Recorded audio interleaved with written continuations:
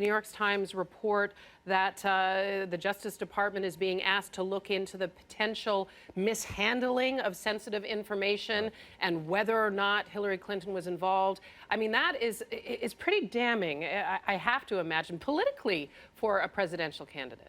As a headline, it's very troubling, and our Elise Labott, our national security correspondent, foreign affairs correspondent, has confirmed that the inspectors general for the State Department and the intelligence community have asked the Justice Department to look into whether sensitive government information was mishandled in the time period where Hillary Clinton was using a private personal email server outside of the government network, if you will. The Clinton campaign is saying she is confident she did nothing wrong. She is certain, they say, that she did nothing wrong, and we have no information as yet that the investigation is specifically raising questions about something she did. We do know it is raising questions about this arrangement where she had a private email server at her home in Chappaqua, New York, where she had government information going back and forth. The question is, was sensitive government information somehow mishandled? We'll watch it play out. We need to be careful and watch as the investigation goes forward. But look, we've talked daily almost recently about how one of her biggest issues in the campaign is honesty and trustworthiness. So a headline like this will not help. You can also be certain, as Republicans in Congress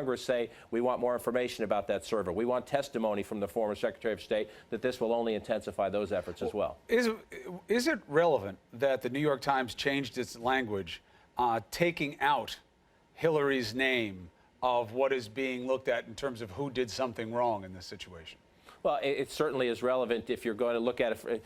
Again, it's relevant from a journalism perspective that, you know, I'm not there. I wasn't there. So did they properly vet and edit all this? Did they get the information just right? Or did they lean too far forward? There's a journalism questions. And, of course, now that will factor into every political conversation. The Clinton campaign is saying, look, they changed the story. The story initially said it was more about her. Now the story says it's about the practice. What happened? Why was this set up? How did it happen?